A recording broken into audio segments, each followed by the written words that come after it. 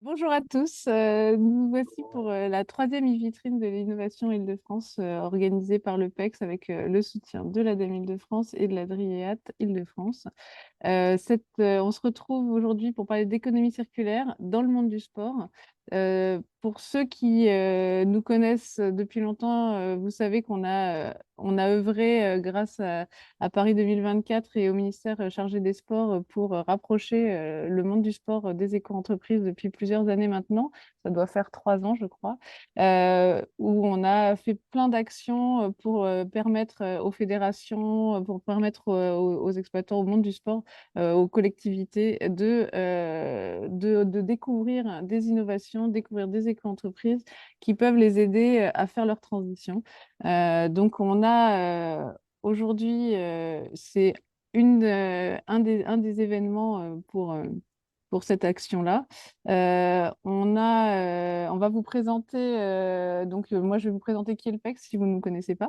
On a l'ADEME Île-de-France, Grégory Fauveau, qui viendra nous expliquer, comme j'ai pas vu les slides, je ne sais pas, qui va nous expliquer plein de choses sur l'économie, sur les appels à projets certainement, ou sur les dispositifs à votre disposition. L'Adriéat, Marc Dufaux, qui va également nous présenter ce qu'ils font.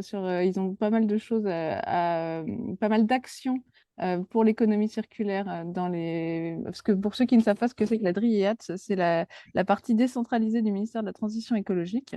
Et ils font également plein d'actions pour les entreprises au niveau Île-de-France. Marc, tu expliqueras bien mieux que moi.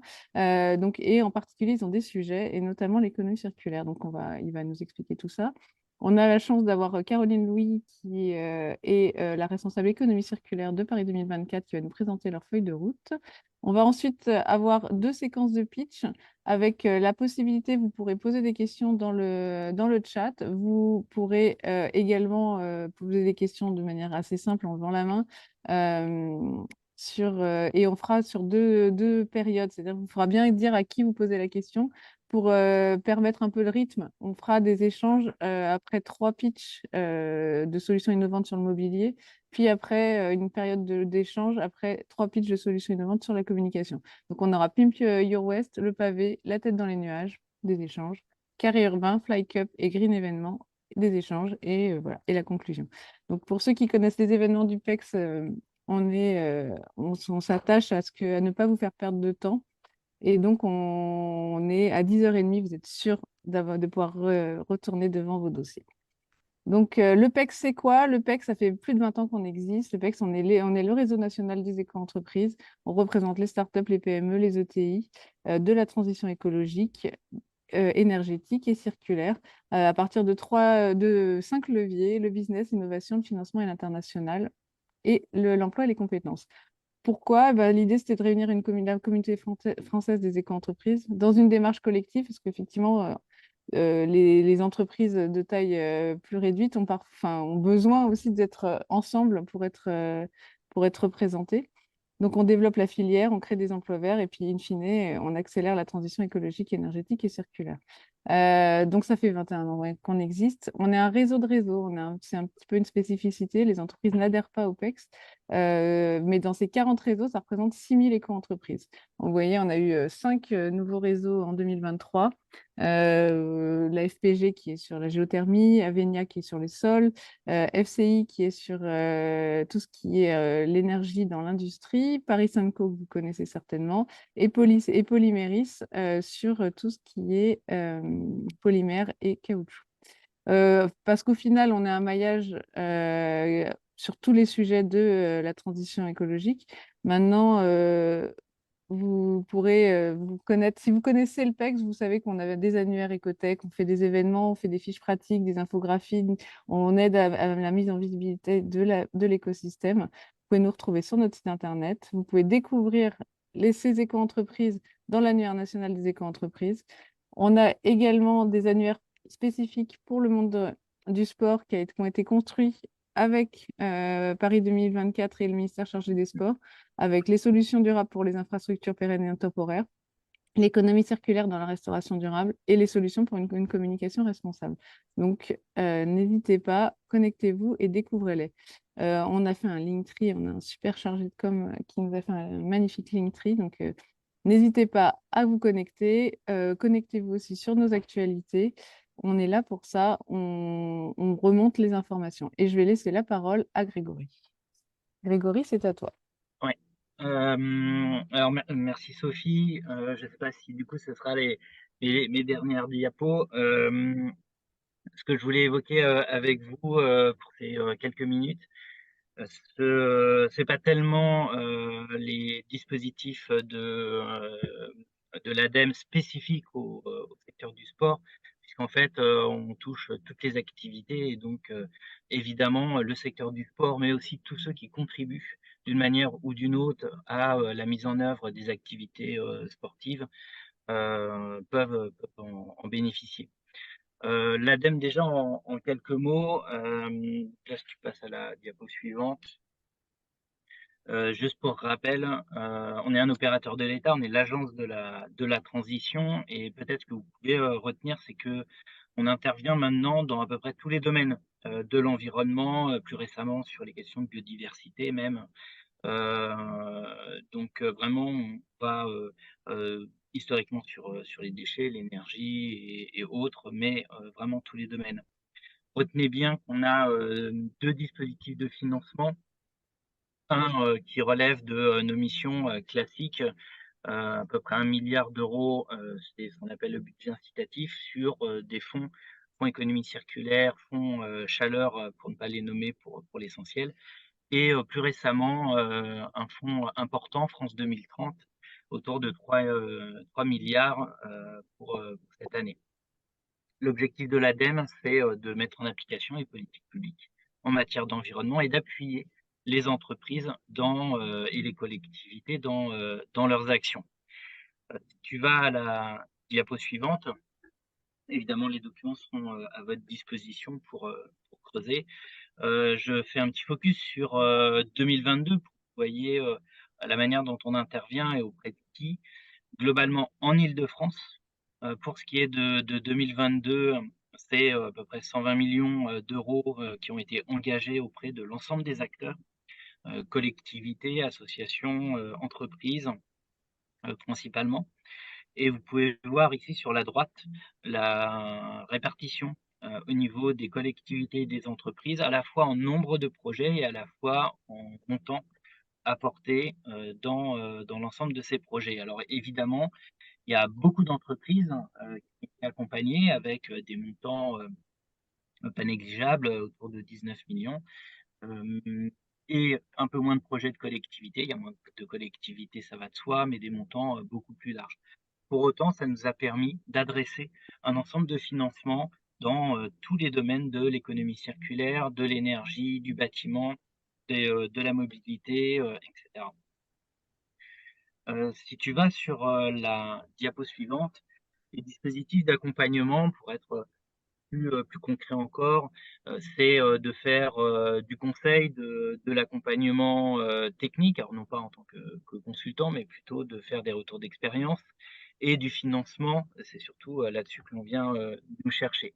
Au-delà de ça, évidemment, on permet de bénéficier d'un certain nombre d'expertises, de formations et d'animations de réseau que l'on anime soit en propre, soit avec des partenaires. Certains sont autour de la table, ou des réseaux que l'on finance. Tout ça, évidemment, est disponible sur la plateforme Agir, plateforme qui permet d'avoir la vision complète de l'offre ADEME.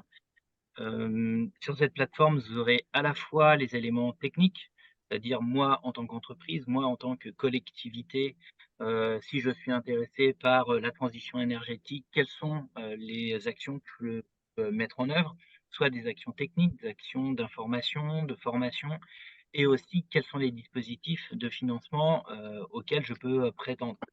Ces dispositifs de financement étant soit des appels à projets, avec une date limite de dépôt de candidature et un jury, soit des dispositifs de financement que l'on dit de gré à gré, c'est-à-dire qui sont ouverts en continu. Pour finir quand même sur quelques informations autour de cette plateforme Agir, sachez que c'est à la fois la plateforme qui permet d'obtenir l'ensemble des informations sur l'accompagnement, l'offre ADEME et les dispositifs de financement, que ce soit en termes d'études, d'investissement, de recherche. Mais c'est aussi la plateforme sur laquelle vous pouvez déposer en ligne les dossiers et par là même avoir un contact direct avec l'ingénieur qui sera en charge, du suivi de, l'opération. Certains, peut-être d'ailleurs, qui vont intervenir ont bénéficié de soutien financier. Je vous engage donc à vous y rendre. J'ai, respecté les 5 minutes, je crois, avec quand je regarde mon chronomètre Et et la je fin sur la passe la Marianne. parole. Eh ben, merci beaucoup, Grégory. En plus, je sais que vous avez quand même à cœur de toujours progresser et que la plateforme Agir est aussi en train d'essayer d'être encore au plus près des besoins des entreprises et des collectivités. Donc, vous êtes en train plus ou moins de la refondre pour que ça soit toujours très précis pour les gens, pour qu'ils s'y retrouvent au mieux. Elle progresse toujours, c'est ce qu'on Elle essaie progresse. effectivement et ma dernière phrase, c'est juste pour dire que malheureusement à 9h30 je dois vous quitter. Il y a mon mail, je reste disponible, pour échanger avec ceux qui le souhaiteraient ultérieurement. Merci beaucoup, Grégory. Alors, eh bien, Marc Dufaux, chef de projet de l'économie verte de la DRIEAD, donc Direction régionale et interdépartementale de l'environnement, de l'aménagement et des transports d'Île-de-France, il faut le dire sans respirer. C'est une structure décentralisée de l'État qui peut-être vous avez déjà tous travaillé avec elle. Merci Marc d'être là pour nous expliquer ce que vous faites à la DRIEAD. Et bien voilà, je te laisse la main. Merci Sophie. Donc effectivement, service déconcentré du ministère d'écologie, alors pour l'Île-de-France, bien sûr. Oui, bien sûr. Donc les DRIEAD sont effectivement assez connus pour leur volet très régalien, inspection, suivi, contrôle. Moi, j'appartiens à un département voilà, à qui on ne demande pas ça. On est plus là pour continuer de défricher des sujets, et en particulier celui d'aujourd'hui, mais aussi de trouver des mécanismes, des dispositifs, et comme Grégory l'a rappelé, plutôt partenariaux pour pouvoir aider directement ou indirectement un certain nombre d'acteurs du territoire, et en particulier les entreprises. Euh, un mot rapide pour vous dire qu'on s'est intéressé dernièrement dans la foulée de travaux du comité francilien de l'économie circulaire au sujet effectivement du sport face à ces enjeux relativement émergents qui sous-tendent des approches un peu systémiques telles que l'économie circulaire. Il y a eu un événement à Charletti il y a un peu plus d'un an qui a été motivé par le comité francilien. Il y a eu un recueil qui a permis de valoriser une dizaine d'initiatives. Et on s'est dit, nous, on va continuer d'approfondir le sujet parce que le contexte, bien entendu, s'y prête. Caroline prendra la parole après moi au titre de Paris 2024. Et puis aussi parce qu'il y a un contexte un peu institutionnel qui nous paraît assez favorable. Déjà, notre propre ministère en centrale se saisit de plus en plus du sujet et il y a une forte impulsion du ministère des Sports sur ces aspects environnement et sport. Donc, ce qu'on a fait dans la foulée du recueil de valorisation, c'est qu'on a fait une étude que je suis en train de tenter de finaliser en ce moment. Simplement vous dire on travaille pas en chambre.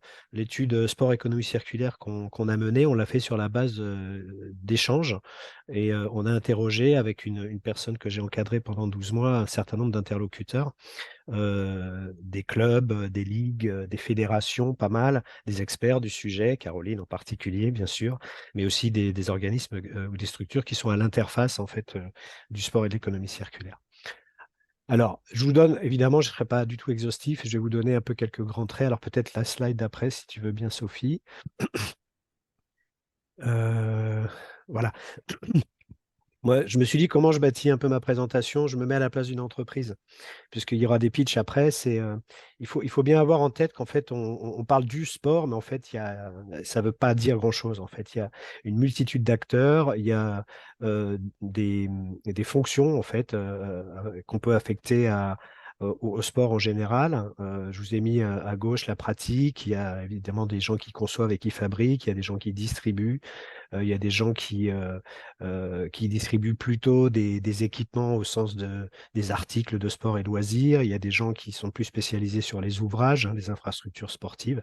Évidemment, il y a l'événementiel et les modes de sponsoring associés. Donc, il faut bien avoir en tête qu'il faut un peu rubriquer son approche quand on veut, notamment en tant qu'entreprise, promouvoir ou offrir des solutions. Et je vous ai mis à droite, donc ça c'est l'Institut régional de développement du sport qui dépend de l'Institut Paris Région en Île-de-France. Évidemment, il y a les acteurs du sport eux-mêmes, hein, il y a ceux qui pratiquent, ceux qui font, mais il y a aussi toute la constellation des acteurs et ce schéma qui n'est pas très lisible, mais vous aurez le PowerPoint aussi, vous verrez qu'il y a aussi une typologie d'acteurs différents à considérer quand on souhaite mettre sur le marché une offre de solution. Donc la slide d'après. Ce qu'il faut aussi avoir en tête, me semble-t-il, c'est qu'il faut un peu segmenter le sport par rapport à des niveaux de sport. Les exigences ne sont pas tout à fait les mêmes selon qu'on parle de sport de très haut niveau, du sport professionnel et puis du sport amateur, c'est-à-dire principalement vous et moi, et y compris la partie loisir, le sport du dimanche, etc. Donc, les pratiques du sport, évidemment, sont très différentes, mais du coup, ce qui relève et ce qu'on essaye de mettre en interaction quand on parle d'économie circulaire et plus largement d'environnement ne concerne pas forcément la même chose. J'ai pris un exemple, notamment sur la durée de vie des produits. Il est clair que les équipements dont vont se servir des athlètes de très haut niveau ne sont pas de la même qualité et de la même constitution que ceux qu'on peut utiliser ou que moi j'utilise quand je vais courir au Bois de Vincennes le dimanche. Donc il faut avoir en tête aussi que quand on parle de sport, il y a des niveaux et à ces niveaux renvoient des pratiques et des aspects différents, notamment dans une approche environnementale et circulaire. Alors peut-être la slide d'après, si tu veux bien, Sophie. Alors celle-ci, je l'avais masquée, je parle pas très vite, c'est pareil, c'est l'IRDS qui fournit des chiffres. Jetez-y un œil, parce que sinon je serais trop long, mais ça vous donne un peu un reflet des grands équipements qui sont présents en Île-de-France, et puis des chiffres relativement récents sur les grands événements sportifs, dont pas mal sont récurrents en fait en Île-de-France, ce qui, selon l'IRDS, montre qu'il y a pour cette région-là, pour la nôtre, une vraie dynamique sur ces questions. Voilà, donc se passe assez rapidement. Peut-être plus intéressant pour la journée qui nous occupe. En fait, ce qu'on a noté, alors je ne sais pas si on enfonce des portes ouvertes, mais finalement, qu'on interroge des fédérations, qu'on interroge des clubs grands ou petits, qu'on interroge des experts, et sachant que mon propos est plutôt centré sur les équipements sportifs, hein, c'était un peu le sens de cette e-vitrine, davantage que les ouvrages au titre des infrastructures. En fait, il y a deux grands traits. Un qui est assez classique parce que la conception de l'économie circulaire est toujours très marquée par la gestion des déchets. Donc là, il y a beaucoup de choses qui se font, hein, y compris dans des petits clubs, par exemple. Mais il y a aussi une autre tendance qui est un peu liée, mais plus en amont, qui porte sur l'allongement de la durée de vie des produits. Donc il y a certaines fédérations notamment qui réemploient, enfin qui ont une vraie réflexion sur le réemploi d'équipements sportifs et pas seulement pour les réemployer d'ailleurs au sein de leur fédération. Il y a des accords entre fédérations, entre clubs, qui permettent de récupérer, par exemple, si je pense à la Fédération française de vol libre, ils ont une problématique sur leur toile, leur tissu, etc. Mais ils ont déjà identifié des filières de réemploi pour ce faire. Ce qu'on a noté aussi, c'est que les événements sportifs, et je pense que Caroline ne me contredira pas, c'est qu'effectivement, il y a une vocation un peu de première opération. Alors ici, d'ampleur, si on parle des JO, bien sûr, mais qui constituent des véritables aiguillons et pour certains, des premières expérimentations. On peut parler de tri sélectif, de politique zéro plastique sur les contenants, etc. Donc, et c'est important parce que finalement, le gestionnaire d'un stade n'est pas nécessairement le même acteur qui va organiser et opérer une Coupe du Monde de rugby, par exemple, si je prends cet exemple-là. Donc, il faut bien comprendre qu'il y a des acteurs différents et qui a la main, en fait, sur ces politiques environnementales et circulaires quand elles existent. Et puis, il nous a semblé aussi, il nous a été dit en tous les cas que les collectivités, l'impulsion plus grande des structures publiques est souvent bienvenue. J'ai cité un exemple là que je pourrais éventuellement pas vous détailler aujourd'hui, mais on en reparlera. Voilà, il semble que, et c'est un peu le sens qu'on veut donner à l'étude dont je parle, dont je vous donne quelques grands traits aujourd'hui, a la vocation effectivement à pouvoir drainer d'autres structures institutionnelles que la DRIEAD pour trouver justement des mécanismes et des dispositifs un peu innovants qui pourraient concerner les acteurs sportifs. Alors, slide d'après. Alors évidemment, il y a toujours des freins. Oui, par contrepoint, le dernier mot, c'est que l'allongement de la durée de vie des équipements, la gestion des déchets, tout ça, c'est bien compris, ça commence à être bien appréhendé dans les pratiques, mais ça veut dire quelque chose, c'est que les autres volets de l'économie circulaire, tout ce qui est on mutualise, tout ce qui est-ce qu'on peut réfléchir à des modèles d'achat un peu différents, tout ce qui relève de l'éco-conception, donc des problèmes de traçabilité de produits, etc., ça, c'est beaucoup moins appréhendé. Donc c'est déjà un premier frein. Et puis, il y a des freins, je me suis focalisé par exemple sur l'exemple de l'objectif de la réduction des plastiques à usage unique, hein, notamment lors d'événements. En fait, on vient buter parfois sur des choses très presque sociologiques. En fait, on a tous nos habitudes, hein, on n'est pas mécontent d'avoir une bouteille en plastique dans le sac quand on entre, quand c'est possible, dans un stade. Distribution d'éco-cups, il y a des gestes parfois qui consistent à verser le contenu d'une bouteille en plastique dans l'éco-cup et voilà, ça nous donne un peu bonne conscience. Donc on a parfois des pratiques, on a le sport en tant que tel qui certes véhicule un certain nombre de valeurs, mais la perception d'un événement sportif, là aussi, c'est plutôt quelque chose d'un peu pratique et un peu de sociologie d'une certaine façon. Il doit rester festif. Et finalement, tout cet environnement, la protection de l'environnement, c'est pas forcément contraignant, mais ça peut être vécu comme très secondaire. Et puis, il y a parfois quelques paradoxes, évidemment, et je faisais très aux sportifs de haut niveau. Il est perçu comme, comment dire, comme peut-être risqué par certains sportifs de haut niveau que d'utiliser des contenants un peu différents par exemple, des bouteilles en plastique qui sont censées assurer un certain nombre de garanties en termes sanitaires. On va pas tout le côté hygiène, etc., est important à considérer. Et on voit bien qu'y compris les sportifs de haut niveau ne sont pas forcément des premiers défenseurs de nouvelles pratiques vertueuses sur le plan environnemental. Alors, je vous ai mis quelques besoins. Là aussi, peut-être que j'enfonce des portes ouvertes, mais enfin, ça va mieux en le disant. On a évidemment des besoins génériques, hein, systématiques, que l'on interroge les clubs, les ligues, les fédérations ou d'autres types d'acteurs positionnés dans le monde sportif. Donc, très classiquement, il faut sensibiliser. Le travail de pédagogie, d'explication, de toute façon, c'est un travail au long cours. Il faut bien vous dire que la FFR, par exemple, dispose d'un responsable RSE que depuis 3 mois. Bon, moi, je m'attendais à autre chose. Ça, c'est un exemple assez marquant. On pensait qu'il y avait déjà une petite tactique, au moins une politique un peu. Bon, tout cela, en fin de compte, est en train de se constituer. Donc, il y a de la pédagogie à faire. Il y a des besoins, toujours sur le plan générique, d'outils, hein. Il faut des outils, des kits pédagogiques, de la méthodo. Il faut des guides, il faut expliquer, donc à travers des outils tangibles. Ils se plaignent beaucoup, et malgré, si je prends l'exemple notamment alors ça serait bien d'avoir d'ailleurs le point de vue de Caroline sur ce point, mais on est allé interroger le Comité national olympique, qui s'appuie sur des comités régionaux olympiques, et chacun se renvoie la balle d'une certaine façon, en se disant, bah oui, il faut faire quelque chose, est-ce que c'est nous qui prenons la main pour expliquer, pour accompagner des gens qui sont membres de tel ou tel type de structure. Voilà, on manque de temps d'échange. Du coup, on ne bénéficie pas de retour d'expérience d'un grand club qui fait mieux que nous, etc. Donc ça, ça, on ne sait pas d'ailleurs si c'est à nous de le faire, mais en tous les cas, il y a quelque chose à faire là-dessus. Et bien entendu, j'ai rajouté parce que il va falloir conclure. ouais, je vais conclure. Ce qui est aussi exprimé très fortement, c'est justement des solutions proposées par des entreprises, et ça tombe bien puisque certaines d'entre elles vont pouvoir s'exprimer aujourd'hui. Et bien entendu, et vous jetterez un œil, il y a des besoins plus spécifiques selon la typologie de sport, le type de discipline, le degré de maturité des acteurs. Je vous ai parlé de la FFR, il y a des problématiques spécifiques. Je vous en cite une pour terminer. Quand on a eu la Fédération française de cyclisme, eux, ils ont une problématique, figurez-vous, de pneumatiques de vélo. Ils savent à quoi en faire. En fait, il n'y a pas de filière constituée comparativement aux pneus de véhicules légers motorisés de type voiture. Et donc, voilà, ils ont une problématique. Donc, ils regardent de près éventuellement, notamment avec des bureaux d'études, s'ils peuvent trouver des filières peut-être plus de l'ordre du recyclage ici.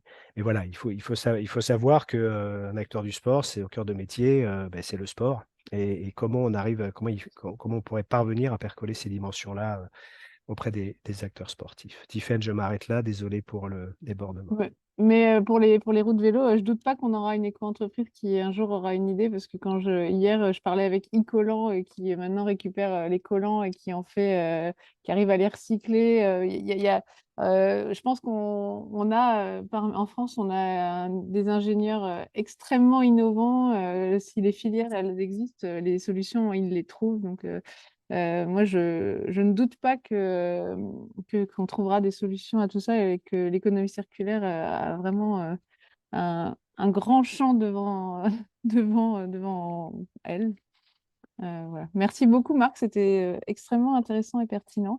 Eh bien, maintenant, nous allons entendre Caroline Louis, qui donc manage l'économie circulaire, qui est la chef économie circulaire de Paris 2024. Caroline, c'est à toi. Merci Sophie, merci Marc, merci Grégory. Je veux bien que tu passes. J'ai pas la main, Sophie, sur les slides. Ouais, Non. super. Top. Bon, je pense que vous savez qu'on va parler de sport et d'économie circulaire. Pour rentrer dans le vif du sujet, j'avais une petite vidéo à vous passer. Et Sophie, on va voir tout de suite si ça fonctionne ou pas. Ouais, alors, hop là. Oui, ça devrait aller. Il faut juste que je reste.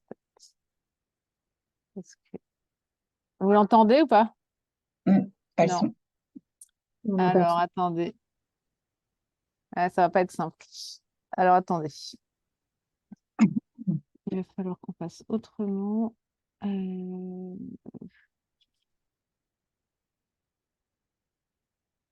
va voir.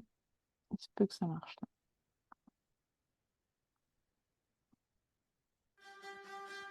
C'est bon? Oui.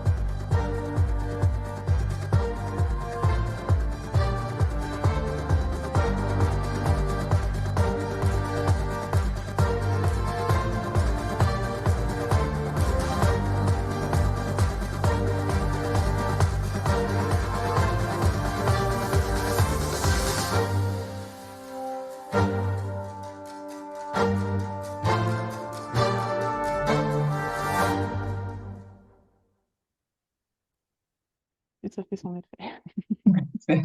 J'espère. Non, parfois quelques images valent mieux qu'un long discours et plutôt que de vous asséner de chiffres, j'avais envie de vous transmettre un peu des émotions. Ah. Je veux bien que tu passes, Sophie, même si on ne s'en lasse pas. Je vais quand même vous donner quelques chiffres sans vous détailler cette slide. Ce que j'avais envie de vous dire ce matin, c'est que les Jeux Olympiques, c'est le plus gros événement du monde. Effectivement, on va recevoir 15 000 athlètes, on a plus de 13 millions de billets qui ont été vendus, donc on va servir 13 millions de repas. C'est grosso modo le plus gros restaurant du monde en temps de paix. Donc, en fait, cette slide pour vous dire que Paris 2024, c'est un énorme défi de livraison. Toutes nos activités, que ce soit des activités d'infrastructure, de tenue, de compétition sportive, c'est comme si on avait une quarantaine de Coupes du Monde qui se tenaient en même temps. Nos activités de restauration, de gestion des déchets, etc., sont faites à une ampleur telle que le simple fait de livrer ces activités-là sont un énorme challenge pour mes collègues. Ce qui veut dire deux choses, c'est que la première, faire bouger cette machine-là, ça demande beaucoup d'audace et cet esprit de compétition qui est un peu dans notre ADN. Mais ça veut surtout dire que si nous, on arrive dans la livraison de nos activités à faire bouger les choses, quelque part, tout le monde peut le faire.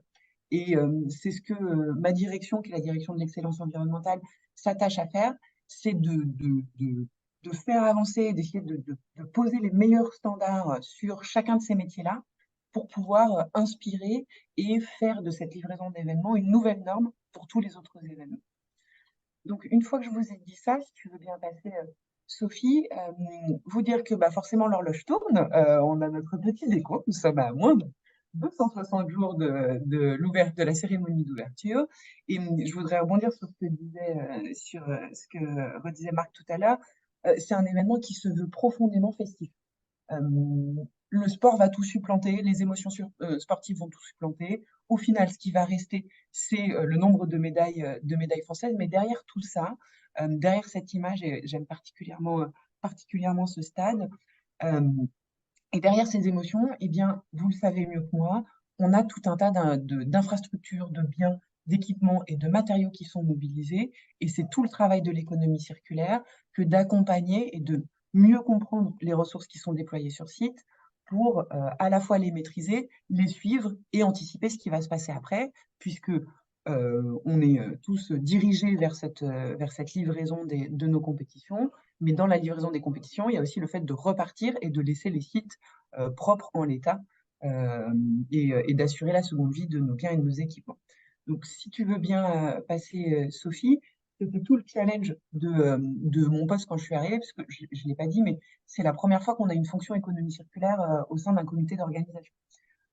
Donc, quelque part, on avait toute une méthodologie à avancer. Je vais très peu revenir dessus ce matin, mais le choix qu'on a fait pour prendre, pour rattraper ce sujet d'économie circulaire dans un contexte de jeu, c'était de se poser la question de ce qu'il y avait en termes de ressources, de biens et d'équipements derrière toutes les activités de mes collègues.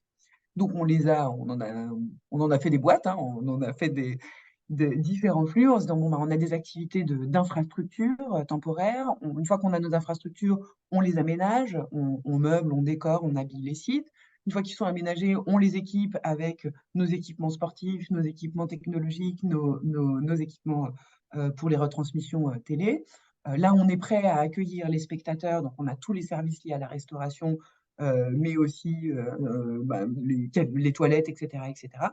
Et enfin, une catégorie un peu particulière, qui est ce qu'on appelle les célébrations, qui est tout ce qui est lié à la fête, donc nos produits dérivés, les cérémonies, etc., etc. Donc, on voit qu'en fait, et encore une fois, je rebondis sur ce que disait Marc quand il parlait de l'écosystème tout à l'heure, on a une diversité de produits et de typologies de biens et d'équipements qui est tout simplement folle. Biens et équipements qui sont donc très variés, mais aussi assez nombreux, qu'on va mobiliser pour un temps limité. Donc là, on a un terrain de jeu pour l'économie circulaire qui est absolument fantastique. Et Sophie, si tu veux bien passer à la slide suivante. Le premier, je vous parlais de méthodologie. Le premier boulot qu'on a fait, c'était de se dire, finalement, il faut compter. Ça représente quoi? C'est quoi les ordres de grandeur? Où sont nos enjeux? Histoire de se doter de grosses masses pour savoir un peu par où commencer.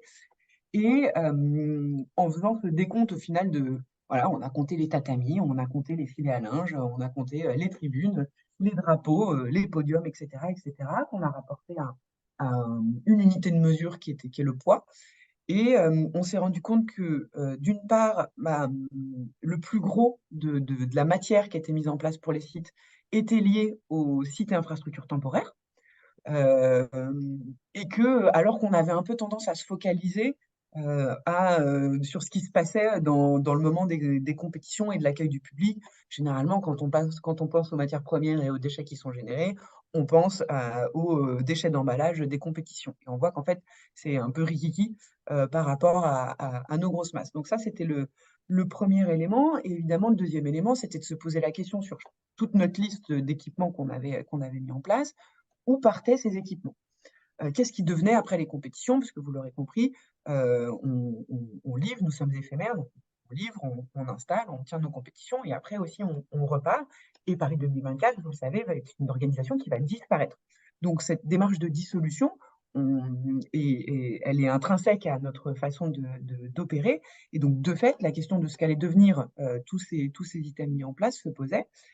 Et on s'est rendu compte que le milieu événementiel et le milieu sportif étaient était plutôt bien doté en matière d'économie circulaire, puisque la plupart de nos infrastructures, donc de notre grosse masse là, des trois quarts, connaissaient une seconde vie. On est sur un modèle locatif, on est sur des parcs qui sont mobilisés, on sait très bien faire, on est sur des taux de réemploi qui sont quasi à 100%. Donc on n'avait pas forcément d'enjeu sur nos grosses masses. Et ça, c'était assez intéressant parce que voilà, ça donnait quand même une dimension hyper positive sur le taux de circularité des événements et des organisations sportives. Pour autant, on s'est rendu compte qu'on avait en fait dans notre profil des irritants. Donc ça veut dire qu'on avait certains éléments où là, pour le coup, ça repartait pas. Traditionnellement, en fait, on se rendait compte que les organisations, surtout les grosses organisations, enfin les organisations sportives internationales, ne savaient pas traiter un certain nombre de biens et de produits qui rentraient pour les événements. Et là, je vous propose de faire un petit focus sur le 12% que vous avez, donc juste en dessous de mon site et mes infrastructures, c'est l'aménagement, où on a à la fois le mobilier et à la fois les produits qu'on appelle nous de look and signage, donc qui sont tous les produits de communication visuelle, pour lesquels les retours d'expérience disaient que c'était pas forcément réemployé. Pour le mobilier, ça dépend des événements, mais on avait quand même encore beaucoup d'événements pour lesquels le modèle, c'était d'acheter en masse des produits de piètre qualité et de les mettre au rebut après. Et pour tout ce qu'on appelle signalétique, bâche, kakémono, là, on était sur du 100% usage unique. Donc ça faisait partie de nos gros enjeux et nos gros apprentissages. Donc, concrètement, comment est-ce qu'on a abordé ça? Si tu veux bien passer la slide, Sophie.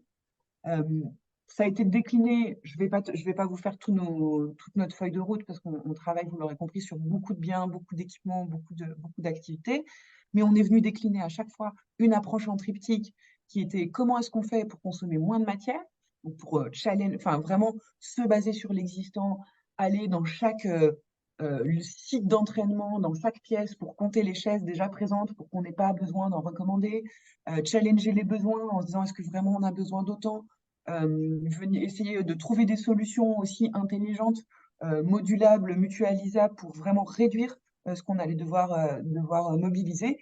Et puis cette approche locative qui est au cœur de l'événementiel, mais qui pour nous était encore plus importante puisque notre organisation disparaît.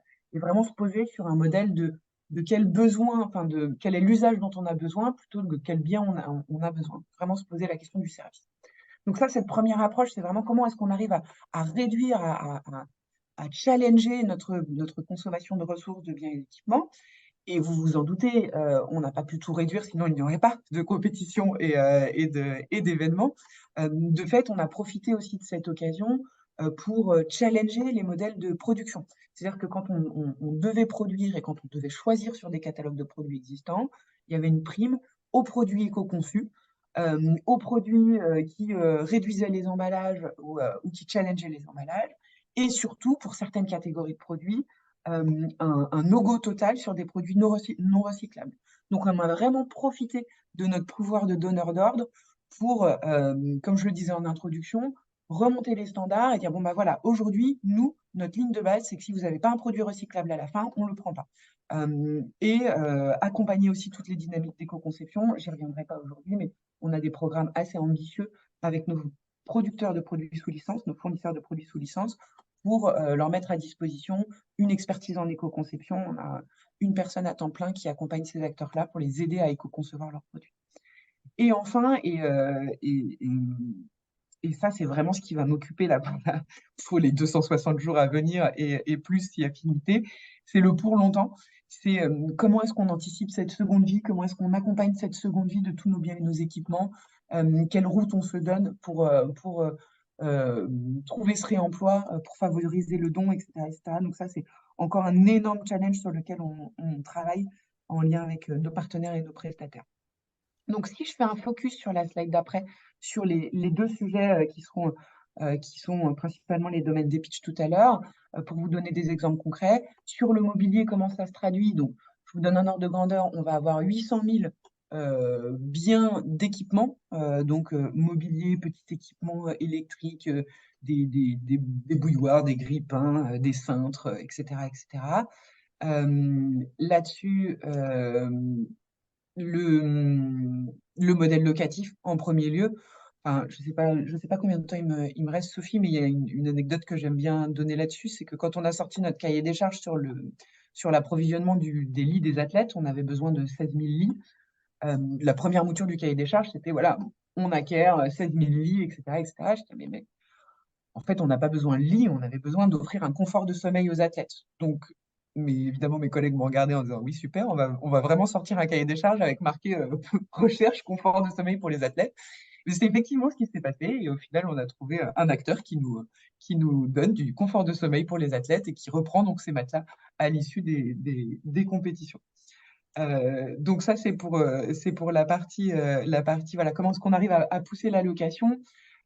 Évidemment, en soutenant des produits éco-conçus, on a eu un énorme boulot qui a été fait par l'ameublement français, Valdelia, les canaux, qui nous ont accompagnés pour sourcer des acteurs de l'économie sociale et solidaire, dont certains sont présents ici pour pouvoir accompagner le choix de nos partenaires sur le mobilier et vraiment se servir des jeux pour présenter une vitrine des meilleurs savoir-faire français en matière d'éco-conception et d'économie sociale et solidaire, francilienne notamment. Et enfin, je vous le disais, le challenge, c'est comment on assure la seconde vie du mobilier. Donc là, sur nos 4 partenaires qui vont mettre en place le mobilier pour nous, les 4 se sont engagés à assurer 100% de seconde vie de tout le mobilier. Et on travaille aujourd'hui à essayer de, sur ces 100%, maximiser la part de réemploi par des logiques de revente et de temps. Et je conclurai. Il me reste combien de temps là, Sophie? Il faut que je conclue ou pas? C'est Tiffen le Il buzzer. ne reste plus de Ah. temps, Caroline, c'est terminé. Ah ben voilà, et ben donc je C'est bon. conclurai pour vous dire que sur tous ces sujets, comme le disait Marc, bah, ce qui est important, c'est d'outiller. Donc vous retrouverez bah, toutes nos chemins de croix, toutes nos difficultés, tous nos apprentissages dans une série de guides, de webinaires, etc., etc. Nous, comme on est éphémère, l'objectif, c'est de cranter et de vous équiper parce que c'est vous qui allez rester. Donc on est toujours à disposition pour vous raconter les trucs qui ont marché et les trucs qui n'ont pas marché et vous donner des méthodos et des outils que vous retrouverez ici. Donc, n'hésitez pas à vous servir sur la bibliothèque de Paris 2024. Et juste, si je peux me permettre, parce que comme vous êtes nombreux à être présents, ce que tu disais tout à l'heure, Sophie, sur le besoin de solutions, il y a des trucs pour lesquels on n'a toujours pas de solution, et notamment, je n'ai toujours pas de solution de recyclage des kakémonos en PVC. Et je parle bien de recyclage et pas de réemploi. Donc, si autour de cet écran, vous avez connaissance de quelqu'un qui a connaissance d'une solution de recyclage, pas en Pologne, de kakémono en PVC, n'hésitez pas à me faire signe parce que c'est vraiment un de nos derniers trucs pour lequel on n'a pas de solution. Merci beaucoup. Je le note. J'ai noté les vélos et les roues et les kakémonos en PVC en France. Ça, et vous avez sollicité les réseaux, les pôles de compétitivité Team 2 ou le réseau Fédérec ou- Non, je comptais sur toi, Sophie. Ah voilà, Le réseau des réseaux. ça marche. Bah, merci beaucoup, Caroline. On a eu des intervenants qui nous ont fait prendre de la hauteur et qui effectivement soutiennent la filière et l'innovation. Donc, on va vous présenter maintenant des pitchs de solutions, justement, parce qu'il y en a qui existent, pas pour tout apparemment, mais justement, c'est ça nous permet aussi de progresser encore. Bah, Fabien, est-ce que tu veux bien nous présenter Pimp Your West et quelle est votre solution? Bien sûr, merci. Merci Sophie. Bonjour à toutes et tous. Donc, je suis Fabien Caron, cofondateur associé de Pimp Your Waste. On est une entreprise de fabrication de mobilier en économie circulaire, donc spécialisée dans la valorisation du bois et de ses dérivés. Sophie, est-ce que vous pouvez passer à la slide suivante, s'il vous plaît? Voilà. Donc, nous, on réalise un sourcing principalement sur 3 secteurs. Celui de la construction, donc voilà, au moment de la dépose méthodique et sélective d'un bâtiment, on vient prélever les déchets bois qui ont le plus d'intérêt et le plus grand potentiel de valorisation.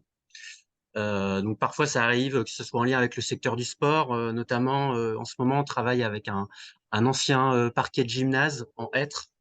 Donc voilà, parfois il y a des gisements très, enfin voilà, qui ont beaucoup de valeur sur des équipements sportifs qu'on peut retravailler. Le secteur de l'événementiel avec lequel on travaille aussi régulièrement. Donc ben voilà, comme a été présenté par Caroline, Il y a cet aspect éphémère avec beaucoup de matière des fois qui est générée. Donc nous, on valorise énormément de stands. Et puis le dernier secteur, c'est les déchets d'éléments d'ameublement ou mobilier de bureau. Donc voilà, nous, ce qu'on sait bien valoriser notamment, c'est d'anciens plateaux de bureau qu'on réutilise comme une matière première pour fabriquer notre mobilier. Vous pouvez passer à la slide suivante, s'il vous plaît. Donc, Pardon. il y en a une qui a été sautée, merci.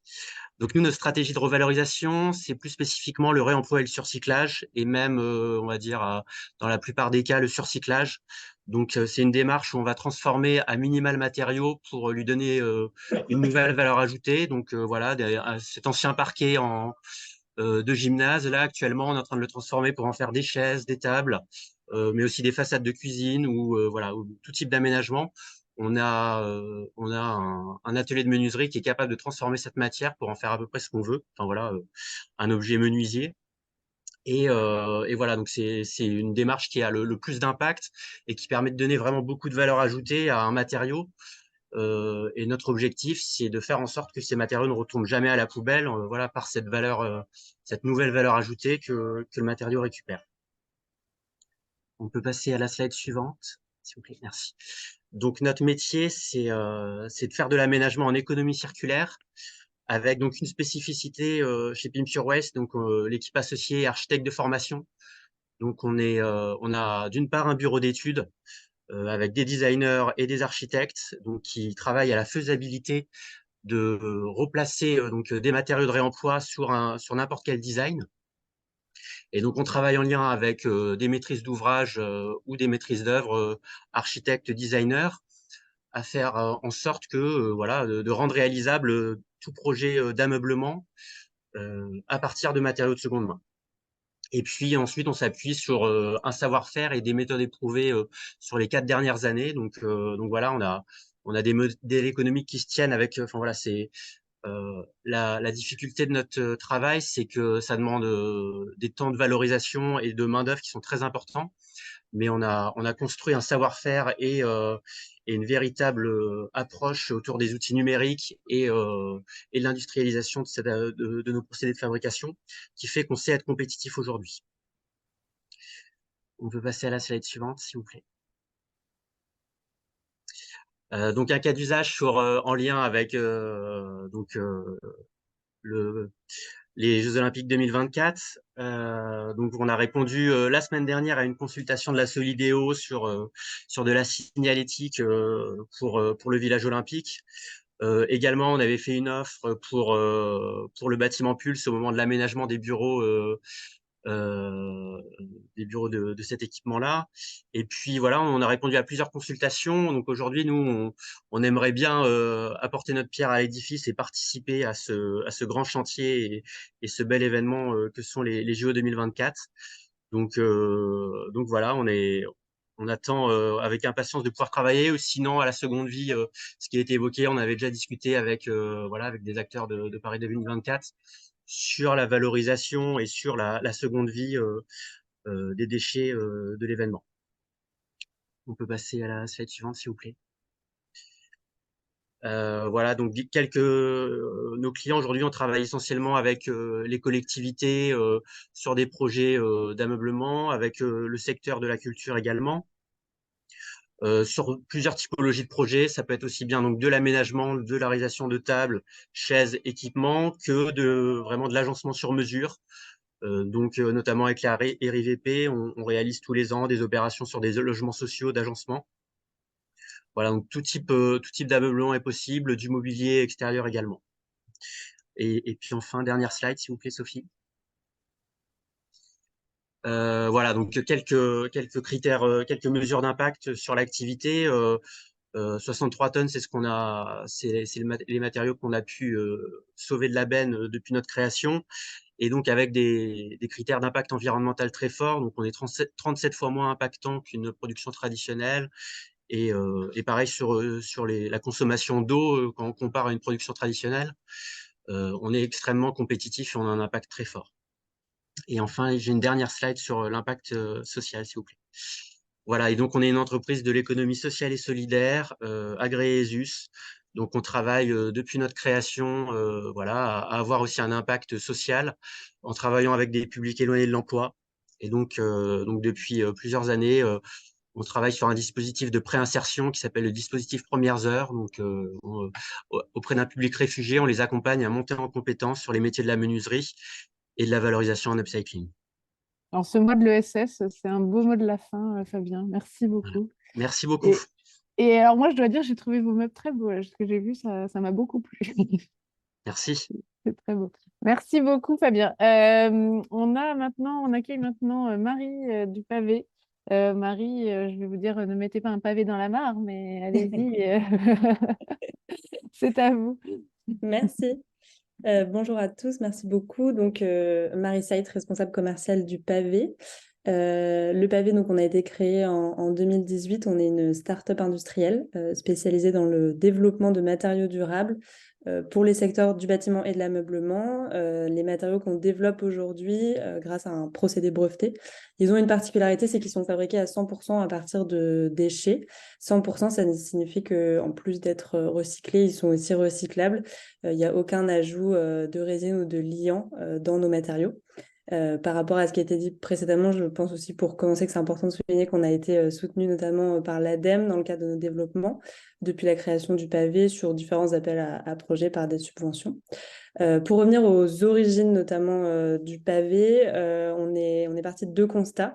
Le premier qui concerne bien évidemment les déchets, notamment plastiques, dont en fait, les taux de recyclage sont encore très faibles. On est en moyenne autour de 30% au niveau européen et 9% au niveau mondial. Et le second qui concerne le secteur du bâtiment, qui est aujourd'hui le troisième secteur émetteur de CO2, avec 60% des émissions qui ont lieu au moment de la phase de construction. On peut passer à la slide suivante, s'il vous plaît. Merci. Partant du coup de ces deux constats, l'idée c'est que de notre côté, il nous a semblé globalement évident de repenser en fait toute la chaîne de valeur en passant finalement d'un modèle linéaire à un modèle plus circulaire. Et c'est un nouveau schéma qui nous permet d'éliminer en fait à la fois sur la phase d'extraction, puisque du coup ici c'est les déchets qui sont notre ressource, et du coup sur la phase de mise en décharge grâce à des matériaux qui sont éco-conçus et du coup qui sont finalement plus facilement recyclables. Sur la slide suivante, s'il vous plaît, merci. Je vous présente du coup là nos deux matériaux qui font partie de notre première gamme, la Soft Surface. L'idée, c'est qu'ils se présentent sous forme de panneaux en 240 par 135 cm avec différentes épaisseurs. Et ces matériaux, ce qui est hyper intéressant, c'est qu'ils se travaillent hyper facilement, un peu comme le bois, donc avec tous les outils finalement de la menuiserie. Le premier panneau, il va être constitué d'une résine plastique appelée PEHD. Donc, polyéthylène à haute densité, il est principalement utilisé dans l'industrie de la cosmétique. Donc, en fait, c'est nos bouteilles de shampoing à vous et à moi qui sont, par exemple, fabriquées à partir de cette résine plastique. Et le résultat, finalement, de notre processus de récupération de déchets avec tout un écosystème de recycleurs et ensuite de transformation de ce fameux déchet qui nous permet d'obtenir un panneau relativement flexible et souple pour faire notamment de l'habillage mural, du mobilier ou encore des objets. Et le deuxième, qui est un panneau en polystyrène qui provient notamment de nos vieux frigos. Et grâce à cette résine en PS, on obtient des panneaux qui sont globalement plus durs, plus rigides, idéal notamment pour des plans de travail ou du plateau de table, des étagères. Et ces deux produits aujourd'hui ne sont finalement qu'un début. L'objectif pour nous, ça va être de lancer idéalement un nouveau matériau par an basé sur du coup des nouveaux types de déchets. Donc on a tout un processus de recherche en interne sur d'autres types de déchets qui vont nous permettre de créer des nouveaux matériaux avec des applications différentes. On peut passer à la slide, merci. Ces matériaux, du coup, aujourd'hui, ils sont actuellement développés sur deux sites, un basé en région parisienne à Aubervilliers et le second en Bourgogne, qui nous permettent aujourd'hui de recycler jusqu'à 1400 tonnes de déchets par an. Et en fait, l'objectif pour nous, c'est plutôt que de développer une forme de méga-usine, c'est de s'inscrire dans les mois et les années à venir dans un objectif de réseau d'usines finalement interconnectées au niveau globalement européen, chacune ayant finalement un impact local. Et du coup, comme un peu mentionné précédemment, l'objectif, ça va être de développer un modèle qui est adapté aux défis actuels, sociaux, écologiques et économiques. On peut passer, merci. Et donc, ça paraissait évident aujourd'hui de vous parler notamment de nos projets dans le cadre des JO. Donc, il y a à peu près plus de 1500 projets qui ont été faits depuis la création du pavé. L'un de nos projets références, Il a été réalisé dans le cadre de ces Jeux olympiques de Paris 2024 avec la création de 12 000 sièges pour la piscine olympique et l'Arena 2, ainsi que du mobilier dans l'Arena 2 et des projets avec d'autres partenaires qui en fait utilisent nos matériaux pour créer des objets, du mobilier. Et ça s'inscrit dans une réflexion pour le coup au niveau ultra local avec une recherche de déchets, de gisements matières au niveau du sitcom de Nanterre, donc juste à côté de notre site, pour une centaine de tonnes de déchets recyclés des franciliens, donc sur une échelle très locale. En parallèle, on a un partenariat qui s'est créé notamment avec Adidas et Decathlon pour créer, comme je le disais précédemment, un nouveau type de matériau ultra flexible, exclusivement constitué de chaussures de sport. Donc ça, c'est en cours de développement, mais ça pourra notamment s'inscrire dans le cadre de sols de gymnase. Et l'idée, pour moi, là, c'est de conclure en signant que tous ces projets, finalement, ils contribuent à un objectif ambitieux, mais réalisable, de transformer jusqu'à 1 million de tonnes de matériaux d'ici 2040. Merci beaucoup. Merci à vous, c'était passionnant. Vraiment, merci. On va maintenant prendre de la hauteur, on va aller la tête dans les nuages. Louis, est-ce que vous voulez nous présenter votre solution? Oui, alors moi je suis Louis Lefebvre, fondateur de La Tête dans les nuages. Voilà, vous allez avoir le minute marchand de tapis. Alors, nous, on fabrique on est fabricants de poules géants, donc on est ici depuis 5 ans, donc qui sont géniales pour rien faire et regarder nos sportifs pratiquer. Slide suivante. Euh, oui. Ouais, donc voilà, ça c'est le modèle qu'on vend aujourd'hui le plus. Ils ont quelques particularités pour nous, donc c'est slide suivante. Pardon. Là. Euh, donc voilà, ils servent beaucoup déjà sur des événements pour regarder nos pratiquants pratiquer. Slide suivante. Pardon. Et donc, ils ont une particularité, c'est qu'ils sont faits entièrement en France, dans nos ateliers à l'île Saint-Denis, donc en partenariat avec des chantiers d'insertion. Et surtout, en fait, ils sont faits 100% en upcycling. Donc, on utilise en fait des toiles de montgolfière pour les draps déclassés des palaces parisiens, les emballages polystyrène d'emballages de télévision, d'électroménager. Et surtout, ils utilisent les bâches publicitaires et les textiles imprimés publicitaires.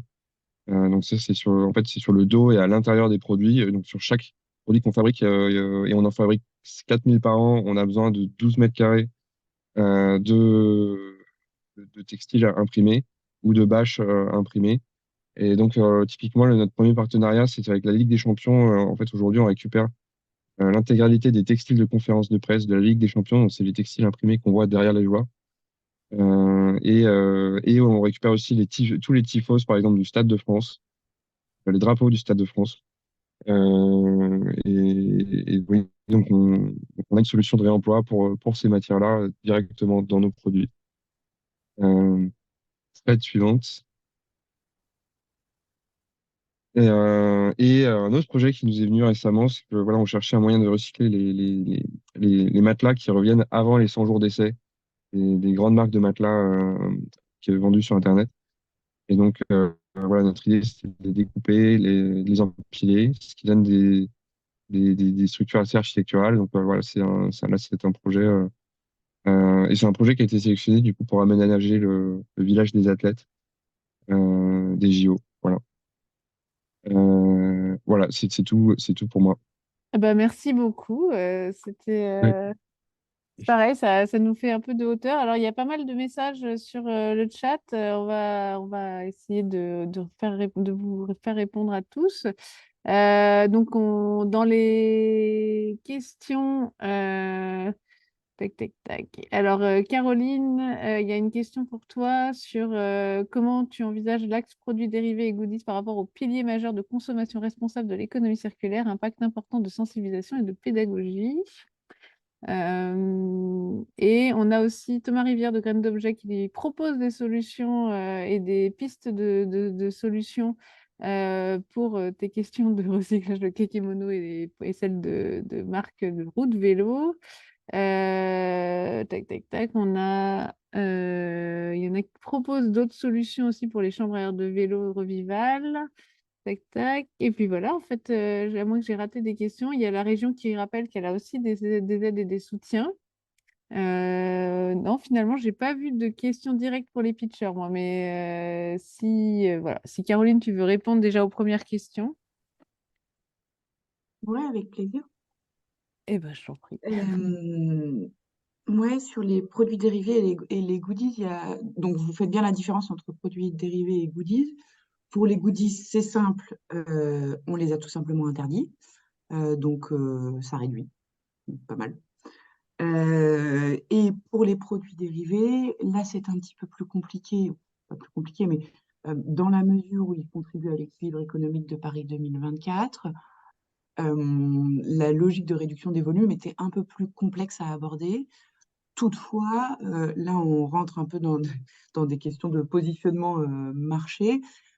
Tout le travail qu'on a essayé de faire avec notre expert en éco-conception, c'était aussi d'amener les marques à proposer une montée de gamme dans les produits sous licence qu'elles mettaient sur le marché pour qu'on puisse travailler sur un volume un peu moins important, des produits de gamme supérieure à plus forte valeur ajoutée et avec des matériaux plus durables, etc., etc. Donc tout vient avec aussi un accompagnement du challenge de la matière première, de l'approvisionnement, des procédés de fabrication, etc., etc. Donc, dans cette logique d'éco-conception et dans cet accompagnement qu'on leur propose, il y a cette idée aussi de shifter avec une production un peu différente. Et d'autre part, d'une manière générale, on incite tout notre écosystème, puisque ce que fait Paris 2024, vous l'aurez compris, c'est une chose, mais autour de Paris 2024 gravite tout un tas d'acteurs qui sont nos partenaires, qui sont des acteurs du sport, qui sont des acteurs institutionnels.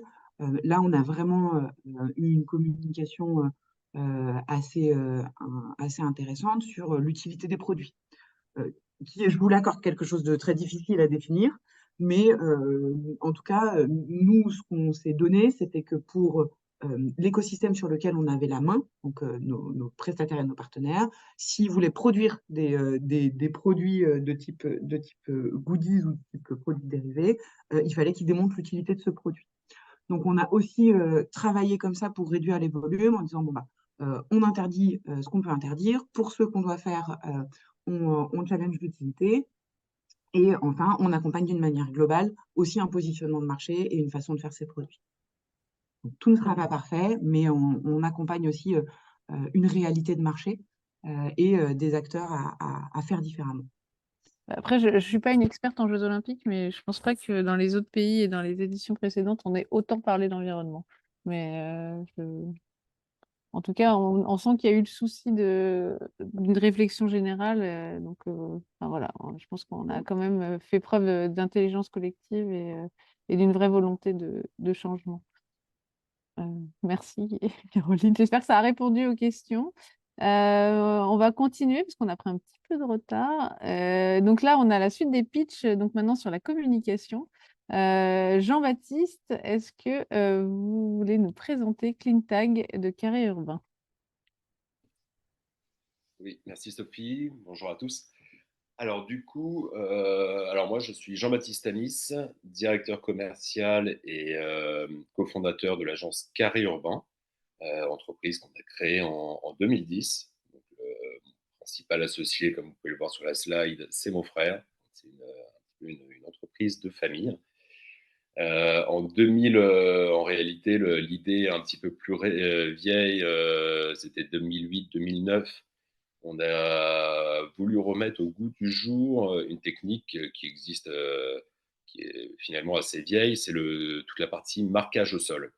Donc nous, on a voulu la revisiter et la rendre déjà plus accessible et l'utiliser à travers les différents besoins qui puissent exister, notamment au niveau du sport, de la communication, mais de façon assez large. Et cette technique-là, justement, on l'a étudiée pour la rendre vraiment plus clean, plus responsable. Et du coup, on l'a appelé le Clean Tag. Peut-être que certains d'entre vous connaissent déjà ce terme, ou même déjà utilisé dans leur activité. Mais pour les autres, le clean tag, justement, c'est tout ce qui est marquage au sol, temporaire et naturel. Donc, j'insiste bien sur le temporaire et naturel, parce qu'aujourd'hui, depuis 2010, on a eu différents acteurs qui sont arrivés et tout le monde peut appeler clean tag un marquage au sol, mais qui n'est pas forcément clean. On peut avoir tout type de marquage au sol, parfois avec des produits vraiment polluants et qui restent trop longtemps au sol.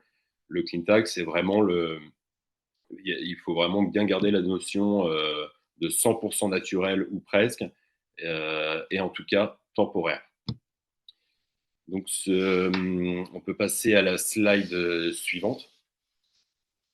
Donc voilà, le clean tag, il va avoir deux techniques différentes.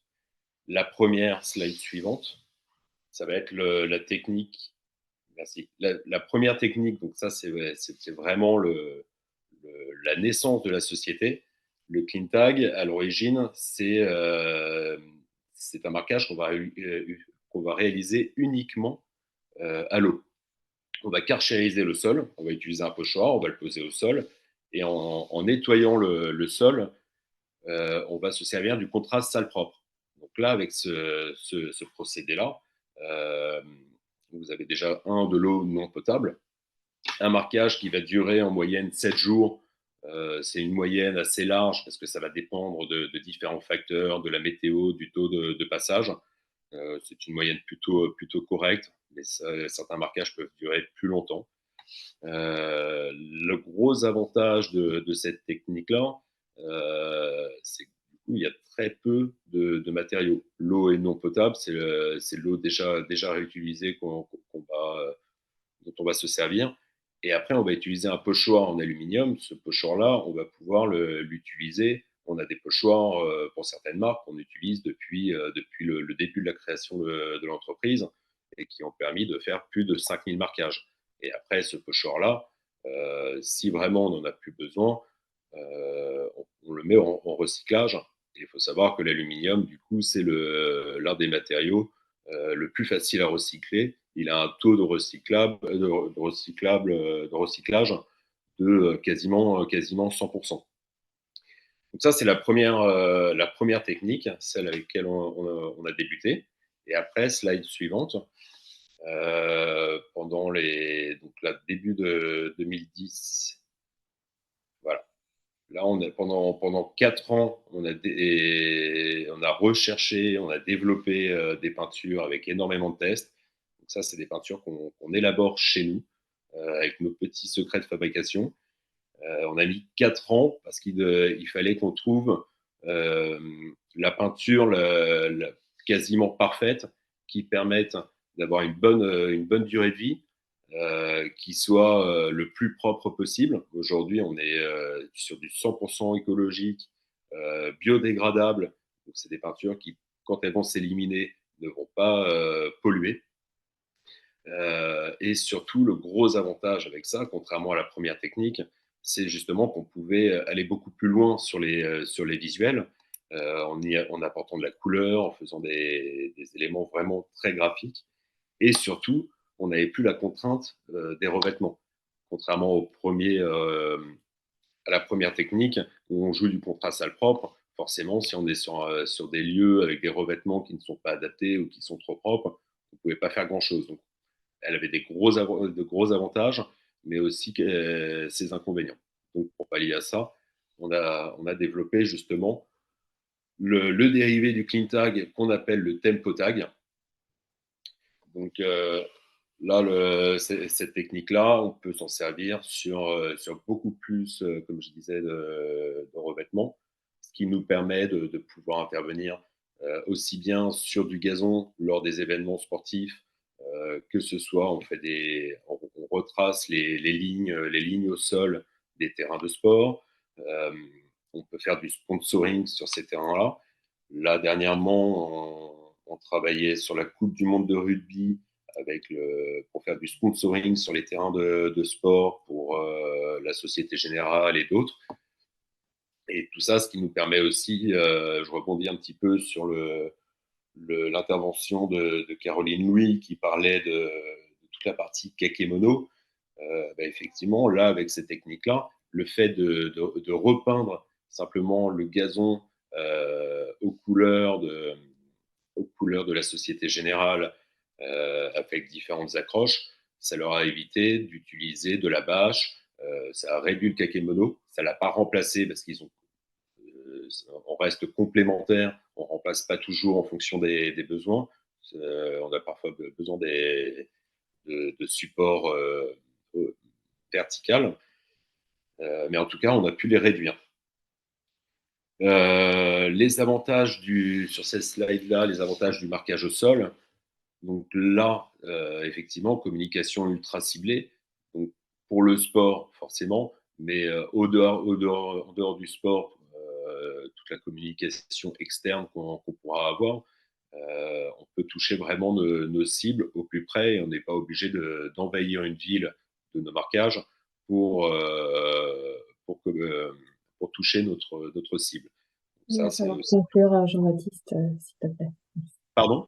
Il va falloir conclure, on a dépassé Oui. les 5 minutes. Merci. Donc voilà rapidement, si vous pouvez jeter un coup d'œil en même temps. Donc nous, les gros sports, ça va être justement le ciblage, la rapidité, la production qui est 100% française, que ce soit pour la peinture, que ce soit pour la production des pochoirs. Un déploiement et des possibilités quasiment à l'infini, que ce soit au format, que ce soit pour les visuels ou que ce soit pour l'utilisation de cette technique. Et enfin, ça va être toute la partie justement éco-responsable du début à la fin du process, que ce soit justement sur l'ensemble des matériaux utilisés, les pochoirs, la peinture et notre matériel de mise en place, qui est très peu gourmand en énergie. Et vous avez déjà pas mal de références. Alors là, comme vous m'aviez demandé, ce sont les références en Île-de-France. Ce sont quelques-unes des références. Après, à savoir qu'on intervient aussi à Marseille et dans d'autres villes, mais on privilégie vraiment les interventions au plus près de chez nous. Mais oui, depuis 2010, on a travaillé avec énormément de secteurs, que ce soit le secteur public, le transport, l'événementiel. Les agences de communication font beaucoup appel à nous. On est bien souvent plutôt prestataire qu'agence de communication en premier lieu. Merci beaucoup, Jean-Baptiste. Merci à Bon, bah, il va falloir que je regarde si dans les rues de mon village, c'est sale. Je vais œuvrer ça. Je vais regarder ça. Merci beaucoup. Bah, Olivier de FlyCup, je me souviens qu'on t'avait déjà entendu il y a pas si... enfin, il y a 2 ans. Ouais, je suis là. Donc, le temps passe vite. Est-ce que tu veux nous présenter FlyCup Packaging? Yes. Oui, C'est à toi. avec grand plaisir. Merci Sophie. Effectivement, moi, je suis le fondateur du coup de la startup FlyCup. Alors FlyCup, vous allez voir sur la slide juste après, c'est un concept justement qui allie l'expérience, l'émotion, la consommation, voilà, tous ces événements, enfin tous ces moments, pardon, dont parlait un petit peu Caroline, lorsqu'il y a des événements. Et nous, on est parti d'un constat très simple qui est de se dire, aujourd'hui, quand on va consommer lors des événements, que ce soit des matchs ou des compétitions, on a souvent une problématique à la fois de praticité et aussi une problématique de déchets. Donc, l'idée avec FlyCup, c'est 2 piliers très forts. Un premier pilier qui est d'apporter une nouvelle expérience de consommation qui se veut plus pratique. Comme vous pouvez le voir à l'écran, on vient innover sur le marché du packaging en créant des packaging pratiques, malins, qui permettent de consommer boissons et nourriture en même temps, c'est-à-dire un repas complet que l'on pourra du coup tenir dans une seule et même main, et donc avoir toujours une main libre pour manger facilement, se déplacer confortablement, et puis surtout voilà, partager des moments forts avec sa famille et ses amis. Donc c'est vraiment ça l'idée première de FlyCup. Le premier pilier, c'est d'apporter une expérience beaucoup plus pratique de consommation. L'idée de ça, ensuite, ce que vous allez voir sur la slide après, c'est de pouvoir proposer une gamme de produits qui soit assez large pour répondre aux différentes problématiques d'offres que nous avons dans les stades et les événements. Donc, nous avons en haut une gamme de produits, on va dire, pour les menus, et en bas, une gamme de produits pour les boissons. Et le tout dernier produit qu'on est en train de commercialiser, c'est le format réutilisable du produit FlyCup, puisque tous les produits FlyCup aujourd'hui sont recyclables et biodégradables, 100%. Et on veut aller un cran plus loin pour proposer une consommation zéro déchet avec une gamme de produits qui soit complètement réutilisable. On va en parler juste après. Quelques références, effectivement. Donc, on est très présent dans le monde du sport et de l'événementiel sportif, un petit peu aussi l'événementiel musical. Mais effectivement, vous voyez un petit peu les stades, les clubs avec lesquels nous travaillons aujourd'hui. Donc, sur Paris, on a le Parc des Princes avec le PSG, le Stade de France aussi.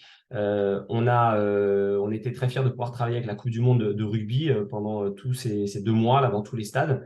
Et puis, ce qui est intéressant avec notre solution, c'est que on peut la transformer aussi en outil de communication, d'où le lien avec cette deuxième partie de l'e-vitrine, et de faire profiter aussi des marques qui sont partenaires de ces événements, qui sont partenaires de ces stades, de ces clubs, et justement avoir une visibilité additionnelle. Et ces marques s'associent à une expérience plus pratique et plus éco-responsable. Ce qui est intéressant pour les marques, vous l'avez vu, ce qui est intéressant pour les clubs, pour les stades, mais aussi pour les sociétés de restauration, puisqu'on travaille avant tout avec les sociétés de restauration, comme Sodexo par exemple, ça génère des revenus pour l'ensemble de ces parties. Puisqu'utiliser nos produits va augmenter les ventes de menus et de boissons. Donc ça, c'est intéressant pour la société de restauration qui va mettre à disposition nos produits. Ça va permettre aussi une nouvelle visibilité pour la marque. Et donc, souvent, les événements où les clubs revendent notre produit comme un espace de communication. Et les marques, effectivement, vont s'associer et vont pouvoir communiquer via notamment des activations digitales et aller capter peut-être des futurs clients avec des activations sur les FlyCup. Donc, c'est ça qui est intéressant, c'est que finalement, d'un produit, on va dire, pratique, emballage, on va le transformer en un outil qui intéresse plusieurs acteurs et qui permet effectivement de générer, on va dire, des revenus pour tout le monde. Ce que vous allez voir effectivement sur la slide d'après, j'en ai un petit peu parlé, mais c'est le second pilier qui est le pilier fort, et on va finir la présentation avec ces 2 dernières slides. Aujourd'hui, avec nos solutions recyclables, on permet de réduire de 28% justement les émissions de carbone. Donc, c'est bien de permettre plus de revenus, c'est bien de permettre de la communication, mais c'est mieux de pouvoir justement être plus durable et le permettre à l'ensemble de nos parties prenantes. Donc, on a 5 actions clés, nous, sur chaque étape de notre chaîne de valeur, que ce soit dans le sourcing de nos matériaux, que ce soit dans la composition des produits avec des produits sans aucun plastique. On fait produire en France, on imprime à base d'encre végétale, et donc tout ça fait qu'on a effectivement des produits à la fin de vie qui sont 100% recyclables. Et quand on compare, en fait, lors de notre bilan carbone et de notre analyse de cycle de vie, quand on compare les FlyCup avec les emballages traditionnellement utilisés, que l'on remplace par les FlyCup, puisque c'est contact alimentaire, et bien du coup, on a 28% d'émissions de carbone en moins pour les clubs, pour les événements qui utilisent nos solutions. Donc, ce n'est pas neutre, surtout quand on a des grandes consommations et des grands événements à échelle internationale. Et donc, pour conclure, je vous le disais, nous, notre mission finale, nous, c'est de décarboner la restauration événementielle. Donc, on a déjà commencé à le faire, comme vous avez pu le voir, avec des emballages, des alternatives finalement plastique à usage unique avec nos produits. Et là, on va un cran plus loin avec une solution qu'on a co-construite avec des clubs et des sociétés de restauration pour proposer une consommation zéro déchet. Donc, les FlyCup que nous sommes en train de finaliser seront donc en plastique réutilisable et qui seront du coup consignés pour être ensuite lavés et réutilisés à chaque événement ou à chaque jour d'événement ou à chaque jour de match. Donc ça, c'est hyper intéressant pour aller encore un peu plus loin et permettre à l'ensemble des clubs et des stades et des événements avec lesquels on travaille de proposer une consommation zéro déchet. Voilà, j'en ai fini pour FlyCup. Et je vous remercie de m'avoir écouté.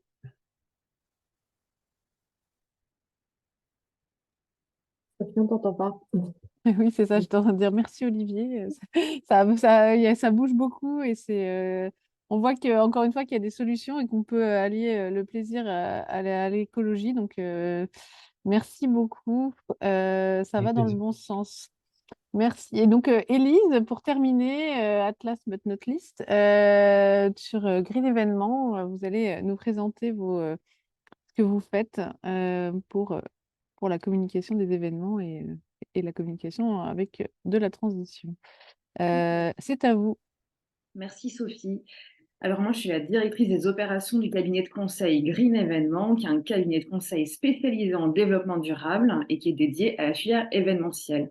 On est donc à la fois un organisme qui accompagne la filière vers sa transition en conseil, mais aussi en formation, puisqu'on ne peut pas accompagner la filière sans proposer de la formation. Donc on est certifié Calliope, on est entreprise de l'économie sociale et solidaire et on est assez fiers, depuis 1 an, agréé ESUS. Notre objectif est d'apporter à les filières l'excellence durable et d'améliorer ses impacts sur la société.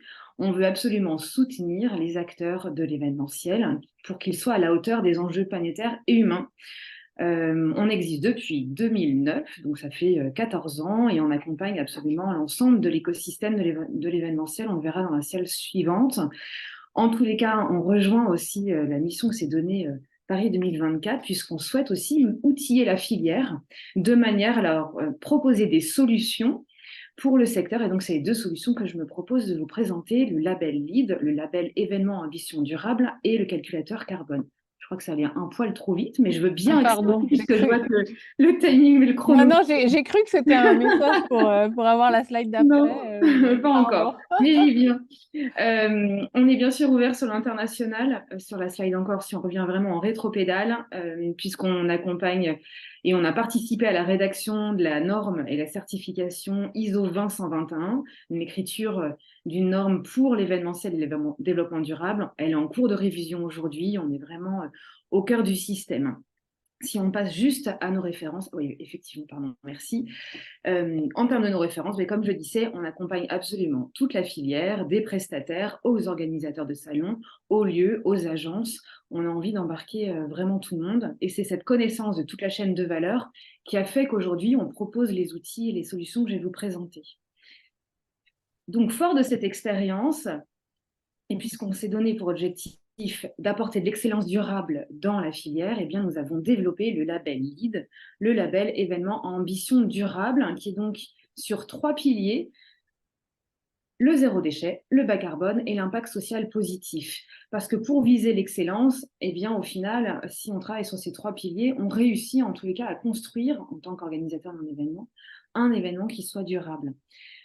Donc, ces sujets, pour les rendre tangibles, mais surtout opposables, eh bien, nous les avons développés. Nous allons voir les mesures juste après, avec notre partenaire qui est SGS. SGS, qui est le leader mondial du testing, de l'inspection et de la certification, parce qu'on voulait que ce soit un label sur résultat, qui soit extrêmement concret, et que derrière, il y ait un tiers indépendant qui vienne auditer et qui vienne attester des efforts qui ont été mis en place par l'organisateur. Donc, pourquoi est-ce qu'on a mis en place ce label? Eh bien, parce qu'on a constaté pendant la crise sanitaire une accélération assez forte des questions de la RSE dans la filière et besoin d'un marqueur fort.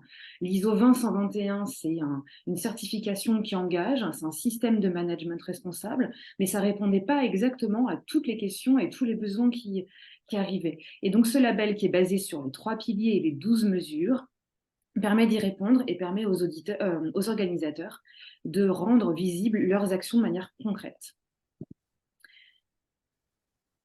On peut peut-être passer à la slide suivante justement pour que je présente très rapidement le label. Donc, il est donc sur 3 piliers: l'ambition zéro déchet, l'ambition bas carbone et l'ambition impact social positif. Lorsqu'on veut se faire labelliser et donc attester des efforts qui sont mis en œuvre sur un événement, il faut valider des mesures obligatoires. Donc, c'est les 6 premières qui sont bordées de rouge, et ensuite, en fonction du niveau sur lequel on veut aller pour obtenir une médaille, eh bien, on va cocher 2 mesures non obligatoires supplémentaires, 4 ou 6, de manière à montrer en fait qu'on est dans une démarche d'amélioration et d'exigence. Ça permet concrètement, et c'est la vertu aussi du label, de faire remontrer les KPIs. Puisque c'est un label sur résultat, et bien derrière, on va pouvoir attester des efforts de manière extrêmement concrète. Donc, ça permet d'avoir des indicateurs qui seront communs pour les organisateurs et de faire remonter des KPIs Par exemple, la CSRD dont on entend souvent parler et beaucoup parler en ce moment, eh bien, pour y répondre et pour montrer que les organisateurs d'événements ou les directions événementielles en interne dans les grands groupes, par exemple, eh bien, elles pourront dire qu'elles ont calculé l'empreinte carbone de leur événement. Ça permet aussi de mettre en place de nouveaux partenariats sur l'impact social positif. J'aime beaucoup raconter cette histoire. Il y a un site très connu qui travaille énormément sur les questions environnementales et au final, ils n'avaient pas travaillé sur l'impact social positif. Et bien, du besoin d'un client SPI, pour ne pas le nommer, eh bien, de l'exigence du client qui l'avait mis dans son cahier des charges, d'ailleurs, lors de lancement de l'appel d'offres, le cahier des charges, ils avaient mis donc le label LEED dans leur cahier des charges, eh bien, ce site a travaillé sur l'impact social positif et il a mis en place un partenariat avec une structure d'insertion, avec Passerelle Insertion, de manière à créer des partenaires sur le long terme. Donc, on sent que ce label, il donne à la fois des KPIs, mais en plus, il change la manière de concevoir les événements. On est dans une dynamique vertueuse, puisque ça change les politiques d'achat et la manière dont on conçoit les événements. Voilà, donc ça c'est sur la première solution. Je vois que l'heure file. On peut passer directement à notre deuxième solution, le deuxième outil que j'avais envie de vous proposer et de vous présenter. C'est notre calculateur d'impact carbone Climate. Alors Climate, aujourd'hui, c'est un calculateur d'impact carbone dédié à l'événementiel. Aujourd'hui, il y a pas mal d'outils généralistes de calcul, mais qui ne sont pas appropriés à notre filière. Ils ne vont pas regarder tous les différents métiers et comment sourcer et récolter toute la data. Eh bien, nous, notre objectif, notre ambition, c'est que n'importe quel chef de projet puisse s'en emparer sans même avoir fait un master en développement durable ou une école d'ingénieur. On sait que dans les agences ou les organisateurs d'événements, eh bien, ils sont un peu démunis. Donc, on a simplifié, on a fait en sorte que sur notre plateforme, ce soit ergonomique et on puisse faire de la récolte de data sans avoir un fichier Excel qui soit trop complexe, tout en ayant des résultats qui soient attestés par la méthodologie bilan carbone. On va d'ailleurs bientôt avoir l'audit. Donc, dans un premier temps, notre calculateur carbone, eh bien, il va nous permettre, si on regarde vraiment la structure sur la slide suivante, on va d'abord calculer, bien entendu, et puis après, on va être dans une trajectoire de réduction de notre empreinte. Et puisqu'on veut que cet outil soit aussi un outil de sensibilisation, bien entendu, au moment de la prise en main, il y a de l'e-learning de manière à s'acculturer à la méthodologie, à l'empreinte carbone, pour avoir des grands éléments pour aborder plus sereinement le calcul de l'impact carbone. Mais ce qu'il faut retenir sur cet outil, au final, c'est qu'il est fiable puisqu'il est audité par l'association de bilan carbone. Il se veut être facile d'utilisation et puis des grandes marques aujourd'hui s'en emparent. Decathlon, du point de vue sportif, justement, l'a pris pour tout son groupe. Donc, tous les événements Decathlon peuvent se faire calculer, peuvent avoir le calcul de l'empreinte carbone grâce à Climate, ce qui permet de piloter et de réduire leurs émissions carbone. Je suis allée extrêmement vite, mais si vous avez des questions... Eh bien, vous êtes allé super vite, mais... Je voulais tenir le timing, je vu que j'étais en retard. C'est gentil, merci beaucoup. On est un petit peu en retard quand même. On va essayer de faire vite. Est-ce que vous avez des questions à poser à nos pitchers, à nos intervenants? C'est maintenant. Il ne reste vraiment pas beaucoup de temps pour finir le webinaire. Donc, n'hésitez pas. Si vous avez des questions, vous pourrez toujours leur poser aussi en direct. Vous avez ces mails. Je crois que Marc avait une question rapide. Oui, j'ai une question très rapide, peut-être pour l'ensemble des pitchers, enfin en tout cas ceux qui sont concernés. Et Élise Legris vient effectivement d'évoquer un outil et une méthode qui est susceptible d'influencer les politiques d'achat. J'avais une question un peu générale, mais sur la commande publique, je ne sais pas s'il y a beaucoup de donneurs d'ordre publics, des collectivités aujourd'hui. Nous, dans le cadre de notre étude, on a eu du mal à les capter. Et en fait, ça renvoie peut-être, quand on est une entreprise qui souhaite vendre des solutions, pour ce qui est des marchés publics, je voulais savoir quelle est votre impression. Est-ce qu'il y a des freins, et si oui, à peu près lesquels, quand il s'agit de répondre à des appels d'offres publics qui peuvent émaner de collectivités, qui peuvent être propriétaires de stades ou des organisateurs d'événements publics, etc. Ça renvoie à la question de l'intégration dans les cahiers des charges de critères environnementaux et circulaires, bien sûr, pour lesquels il y a un certain nombre de formations en Ile-de-France. Mais je voulais avoir votre impression, votre retour d'expérience là-dessus? Est-ce que vous fonctionnez bien quand c'est le cas? Et si, si c'est le cas, est-ce qu'il y a malgré tout des freins récurrents qu'il faudrait lever dans le cadre de la commande publique circulaire? Je ne sais pas qui peut répondre à cette question ou si elle est intelligible par ailleurs. Ah, apparemment, tu laisses sans voix. Sans voix, je vous laisse sans voix. Ouais, c'est ça. Ouais, Alors, n'hésitez je ne pas. sais pas y répondre peut-être directement, mais en tout cas, je sais que le label LEED a été mis dans le cahier des charges de l'ADEME récemment. Donc nous, en tout cas, on essaye de faire en sorte d'arriver dans la chaîne de la conception très en amont et on essaye aussi de sensibiliser les annonceurs de manière à ce que les agences aussi et les donneurs d'ordre, au final, puissent s'emparer du label comme feuille de route, puisque notre label, voilà, il a été conçu comme ça. Et après, sinon, nous, de notre côté, on a répondu à assez peu d'appels d'offres, je dois dire, parce qu'on a un manque de visibilité aussi sur les appels d'offres qui peuvent sortir. On n'est pas forcément connecté à toutes les plateformes. Donc ça, c'est un des retours que moi, je pourrais vous faire. Ok. Merci Moi, beaucoup. je sais Ah, vas-y Thomas. au niveau de la loi AGEC, pardon, bonjour à tous, Thomas Rivet, à Graines d'Objet. Je sais qu'au niveau de la loi AGEC, il y a des choses qui sont en réflexion là au niveau des ministères, surtout de l'écologie, pour pouvoir intégrer maintenant des clauses qui favoriseront en fait entre deux offres, celle qui sera la plus mieux disante en termes d'écologie et de donc ça, études et il y a des concertations, même des acteurs du privé, des fournisseurs, etc., pour voir comment on peut élaborer au mieux ces dispositifs pour les inclure maintenant dans les appels d'offres des marchés publics et ça sera à un moment donné inscrit obligatoirement dans tous les appels d'offres marchés publics. Donc c'est vraiment en cours au niveau du gouvernement aussi en ce moment et des ministères. Par contre, c'est pas encore complètement fixé. Le cadre n'est pas complètement défini, mais en tout cas, c'est vraiment en cours d'élaboration. Donc ça, à un moment donné, les acteurs des marchés publics vont être obligés et contraints, même, entre guillemets, d'intégrer ces notions-là. Mais aujourd'hui, c'est encore fluctuant, c'est à leur bon vouloir. Donc, effectivement, on est toujours sur le mieux-disant au niveau économique. C'est vraiment voilà, à la décision des acheteurs publics de savoir s'ils veulent mettre un peu de circularité, de réemploi ou autre dans leurs achats. Mais en tout cas, bientôt, ça va être vraiment inscrit. Et validé, donc les acteurs publics n'auront plus le choix. Ils devront prendre en considération ce critère-là. Voilà. Ok, merci. Merci Thomas. Merci à vous tous. Donc, on va terminer parce qu'on est un petit peu en retard. Pour vous donner les prochains événements du réseau PEX, on a une rencontre Écotech Innovation Énergie qui est orientée enjeux de la ressource, dont on parle beaucoup en ce moment sur les minéraux critiques et c'est très orienté R&D et innovation avec des laboratoires de recherche. On a notre 15e Forum national des éco-entreprises à ne pas manquer le 4 avril prochain au ministère de l'Économie. On a la rencontre territoire Île-de-France avec l'ADEME Île-de-France, avec l'Adriat, avec tous les partenaires franciliens, avec tous les réseaux du PEX qui sont basés en Île-de-France.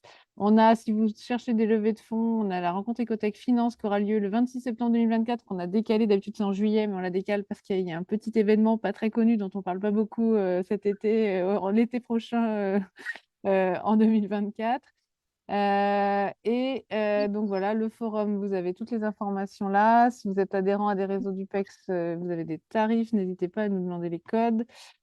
Pensez quand vous avez vous cherchez à faire des... là, Je en peux fait, prendre le relais si tu ouais, veux. je veux bien, je suis pas prête là. Pour la filière des terrains de sport extérieur, donc foot, rugby, golf, etc. Si vous avez des enjeux en matière de gestion de l'eau ou des enjeux en matière de biodiversité, il y a l'AESN, donc l'Agence de l'eau Seine-Normandie, qui propose des aides, que ce soit pour des projets d'études ou des travaux, qui propose des aides pour ce type de projet, donc sur le territoire du bassin Seine-Normandie. Donc, n'hésitez pas à rentrer en contact avec eux, ça peut vous permettre de lancer votre projet sur votre terrain de sport.